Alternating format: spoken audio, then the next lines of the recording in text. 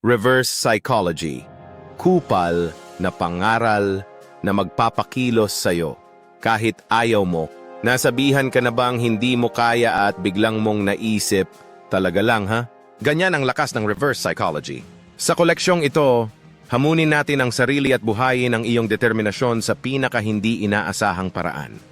Ang mga quotes na ito ay idinisenyo para magpasiklab ng apoy sa iyo hindi sa pamamagitan ng paghimok, kundi sa pamamagitan ng paghamon na lampasan ang mababang ekspektasyon. Handa ka na bang patunayan ang lahat o ang sarili mo na mali? Tara na, para sa nanggangarap na nagdududa.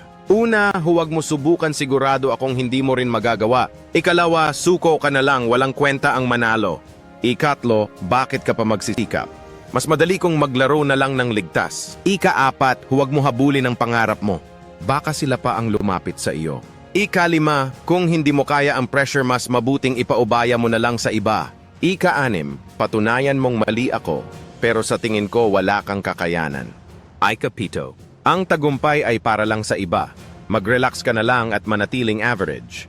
Ika-walo, sino ba ang nangangailangan ng hamon? Iwasan mo na lang lahat ng mga yan. Ika-siyam, huwag ka magta-take ng risk sa comfort zone, nagtatago ang tunay na greatness. Ika-sampo, sobrang overrated ang mga pangarap. Maging practical at ordinaryo ka na lang. Nagulat ka ba kung bigla kang na-inspire matapos mabasa ito? Ganyan ang magic ng reverse psychology, pinapakilos nito ang parte ng sarili mo na gustong patunayan na mali ang lahat ng nagdududa sa'yo. Tandaan, ang pinakamalaking pagbabago ay nagsisimula sa isang nagsasabing, hindi mo kaya. Ngayon, ipakita mo sa kanila ang totoong kakayahan mo.